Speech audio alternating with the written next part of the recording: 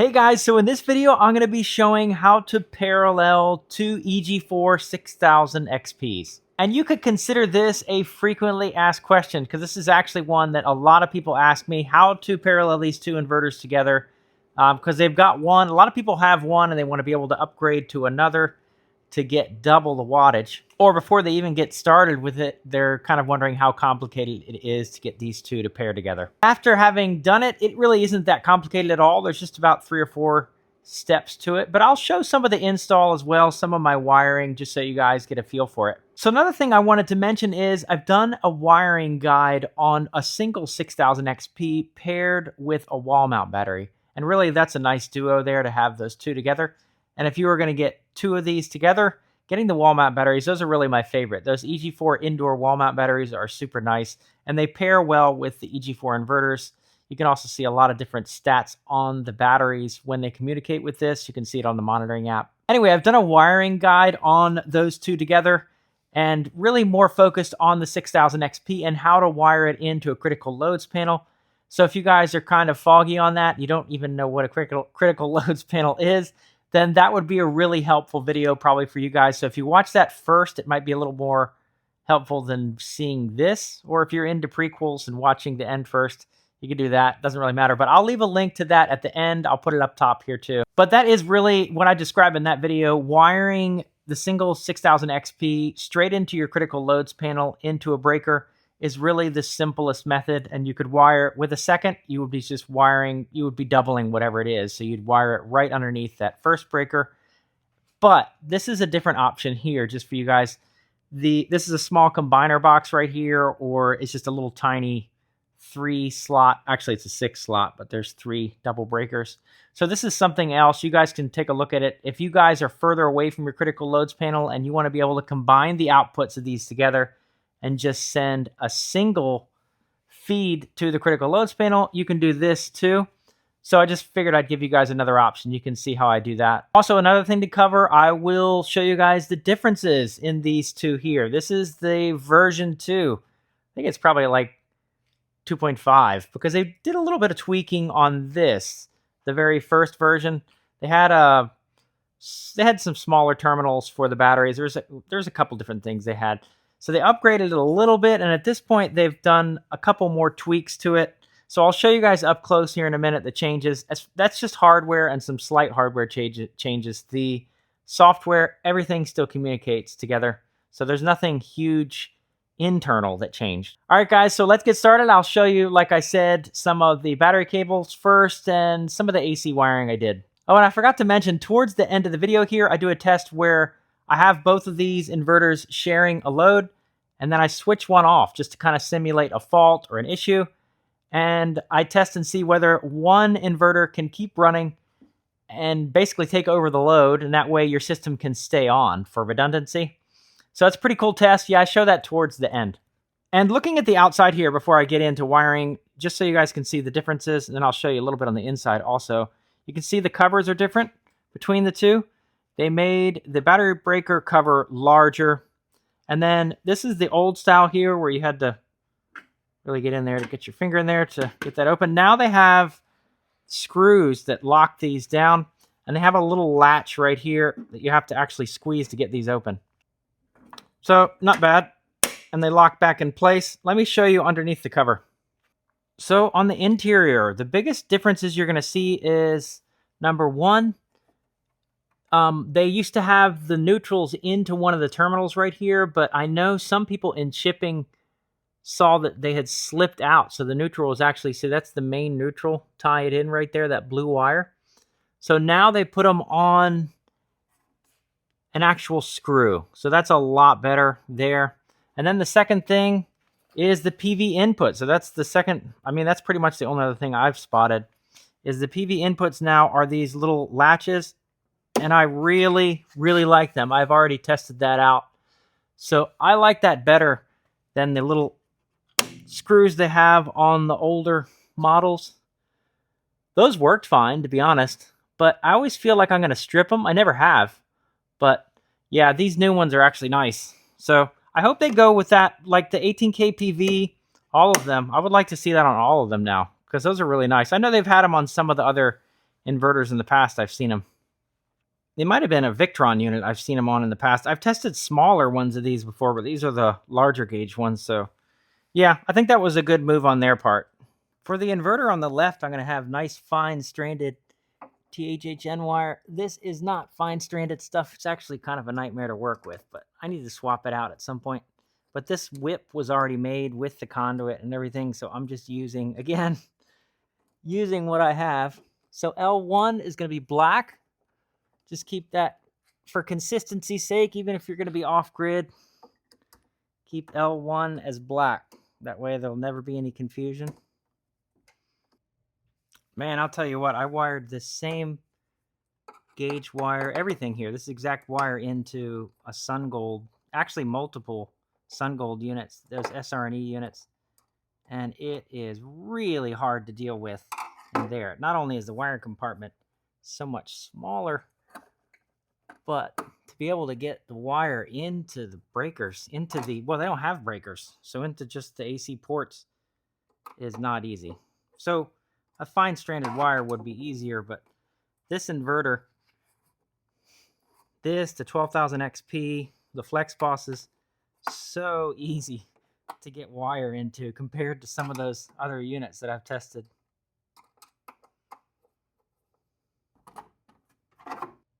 All right, I'm going to work on the battery cables next. I do not have one of these guys that's the right size for this, which I guess is 1.5 inches here, but I do have one of these. So I'm going to put that in here for now, and we'll just use that. And we'll pull the cables through that. I'm going to be using various batteries for this, so in order to combine them all, I'm just going to put 2 bus bars here, and these are rated for 300 amps, which is plenty. You're talking about a max of, if you were to max things out, you're talking about 140 amps per inverter, so there's just enough here on these bus bars to work fine. So I'll put the positive on the left, negative on the right over here, and then we'll attach just a bunch of different batteries to it, and from there I'll run up to each inverter. I know you may feel as if you're only installing a small system, so you could just get a hammer crimper or something along those lines, but really do yourself a favor and get a hydraulic crimper. It doesn't have to be this exact kind, but something similar to this crimper here, and you'll save yourself a lot of heartache.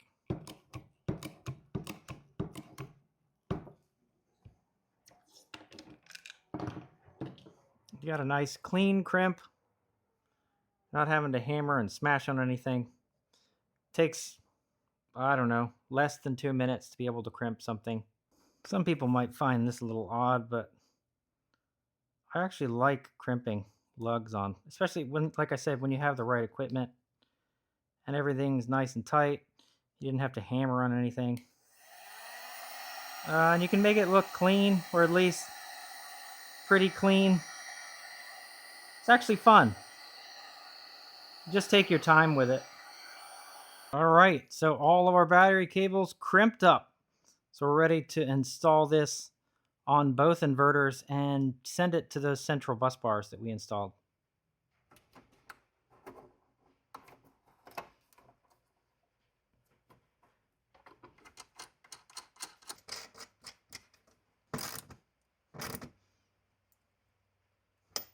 So I've got 4 different rack batteries hooked to these bus bars that are feeding both inverters. So that's enough here. That's probably a good point to bring up here, is that with these inverters, you're going to be pulling roughly 120 amps at max, maybe a smidge more.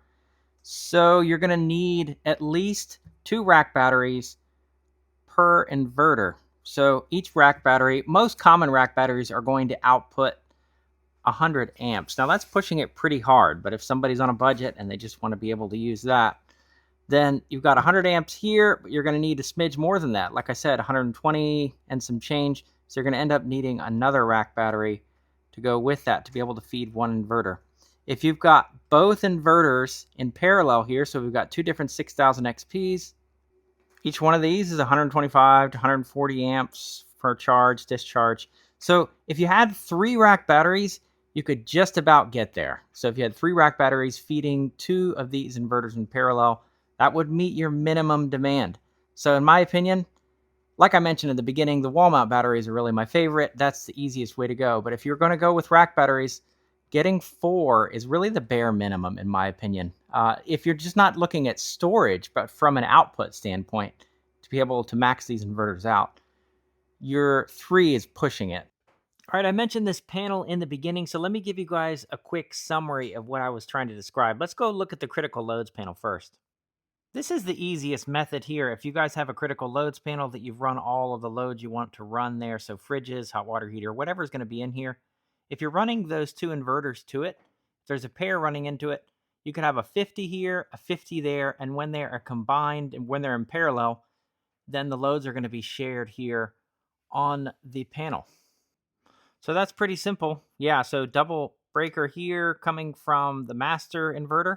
Then you would have a second double breaker down here for the one in parallel, the slave. And then if you're going to add a third inverter, same thing. You could have another down here.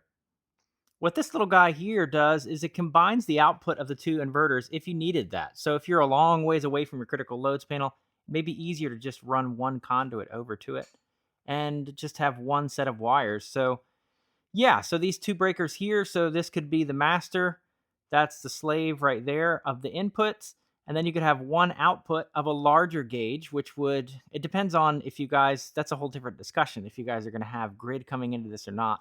But let's assume you are. You'd have a 50 here, and then you could have a 100 amp breaker right here going to your critical loads panel.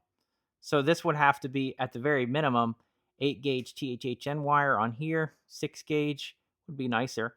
And then here would have to be 3 gauge or 2 gauge wire going to the critical loads panel. Like I said, the actual panel, sending these, the load output of these 2 inverters to the panel itself is easier. But if you got a long pull, let's say you're, I don't know, 50, 60 feet away from the panel you want to feed, then combining them in here could be a nice option for people. All right, not my cleanest work, but that is the output of both inverters hooked to the combiner box in the center. We've got the bus bars down below here feeding both inverters. So we've got the output. Everything's wired together. So at this point, it's time to get down to the nitty gritty. So how to program these inverters to work together to feed the sub panel. All right, so now that we have the AC wiring taken care of and the DC, so we've got the batteries going to the units here, then we're ready to take care of that parallel communication and get these both working together. And like I mentioned before, getting these 2 to cooperate with each other is actually pretty simple. So let's go through the hardware steps first. And the steps to take care of this are in the manual, of course, and it's basically just one page labeled parallel configuration. And it'll describe everything I'm going to talk about here. First step would be the comms cable. You can see I plugged it in over there already on the left inverter. The far left is battery communication right here. Let's focus in and we can look at it. So the far left would be battery communication, and then right here is parallel connections for the inverters. So you're only going to be taking up one of these slots here. You're just going to plug it in, doesn't matter which one. And the reason there's more than one of these is these would just daisy chain off of each other from inverter to inverter if you've got more than one, because I think you can put, what is it, like 18 inverters in parallel? It's pretty ridiculous, but yeah, so we've just got 2 here, but if you did have 3 or 4 and you wanted 18 kilowatts, you wanted 24 kilowatts, you can add 3 of these even. That's a nice thing about these 2 is that they're split phase and you don't have to have pairs of them. So you can add 3 if you needed 18. Anyway, yeah, so because we're only using these 2, you're only going to take one of these slots up. You'll plug it into the parallel communication port. The next step would be the dip switches. This is actually on the previous page in the manual. There's some diagrams and stuff there. And all the way at the bottom, you'll see it mentions the dip switches, and it'll show you some configurations. If you've got just 2 inverters, you're going to want both of these dip switches up on both inverters. If you've got more than that, then let's say your master inverter is all the way on the left, and you've got 4 inverters. The 2 in the center, these dip switches would be down. And you can do them with your fingernail if you've got an abnormally long fingernail, but I just use a tool here. But yeah, any little flathead or whatever will reach in.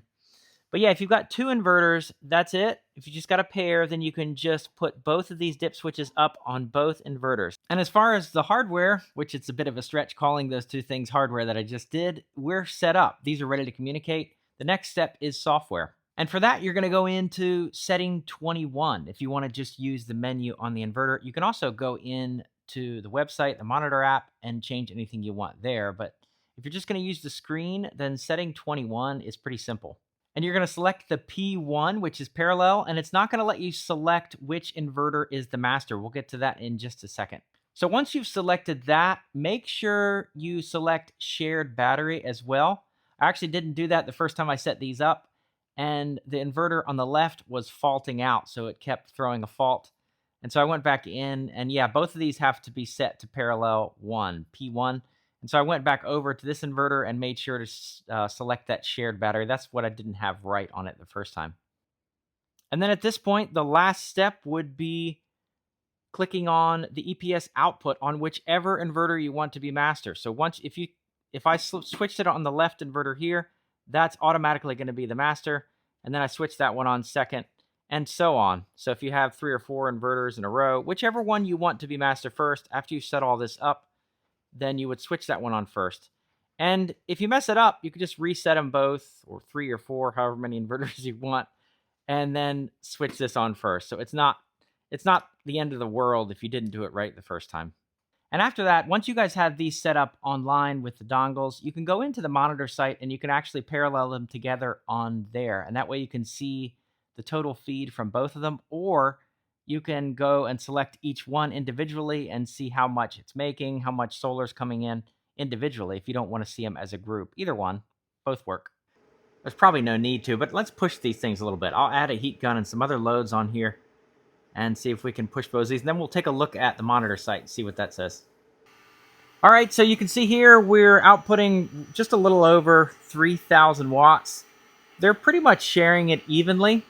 You can see it on the monitor site there now that we're paralleled, but you can also go up and select each individual inverter to see what they're both outputting. So the parallel option just makes it easier if you want to look at kind of an overview. Okay, something I've always been curious about is if one of these kicks out, let's say it has a fault or there's an issue with it, the inverter itself, then will the other one keep going? You've got a split phase inverter here, so technically if the loads weren't too high, would this take up the slack? So I'm going to turn this off in just a minute. So I'll put some loads on both of them here like I had before, and then I will switch this inverter off.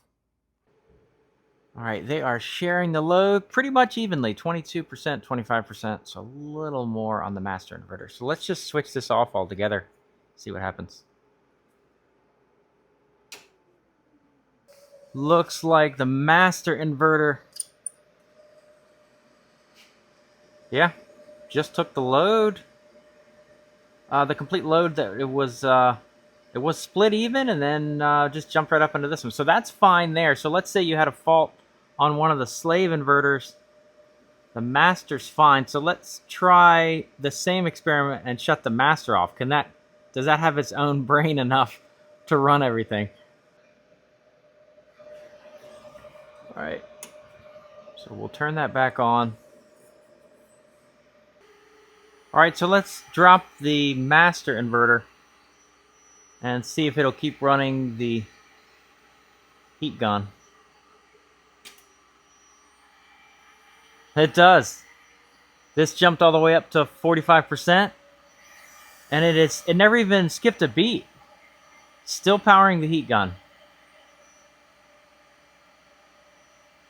That's actually pretty neat. I did not think that it would do that. I remember somebody testing that early on with this. But that's neat. So if you had 2 of these on the wall for redundancy and something kicked out, one of these, like I said, an internal fault, something, then you know you can count on this to at least keep things going. Actually, I guess in a way you'd want to keep an eye on your monitor site, or, make sure you check your system, because you may not even know that other one went out. So guys, I hope that was helpful. It took a little bit of trial and error for me because I didn't even read the manual. I wanted to see if I could do it without reading the manual, and I ended up going to the page just to see that shared battery output. The rest of it I got pretty easily. And yeah, honestly, my favorite off-grid inverter is still the 12,000 XP. And I really like the fact that when one of these shuts down, the other one will keep running. So I like that redundancy factor, but boy, I like having everything in one box if I can. So the 12,000 XP is just really nice for that. For form factor, if you've got the space though, these both basically use the same amount of idle consumption as the 12,000 XP. The 12,000 XP is just a little bit less idle consumption, but these do have more MPPT inputs. So you're going to be able to put more solar on the 12,000 XP. But these here, if you have 4 different inputs, you could have 4 different arrays facing slightly different directions. So I don't know. I mean, I guess there's a give and take to everything.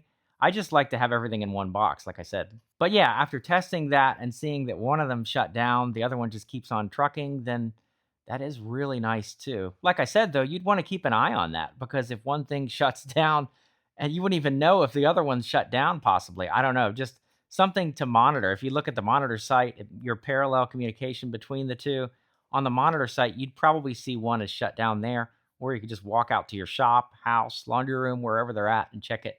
So it's always good to check this occasionally anyway. But yeah, the fact that one can take the load when needed is pretty neat. So I hope this video was helpful. If you guys have any questions about paralleling these inverters or wiring or critical loads panels, anything like that, just let me know in the comments. And as always, I'll put a link in the description to anything I mentioned in the video. So the 12,000 XP this year. Thank you guys for watching, and stay tuned.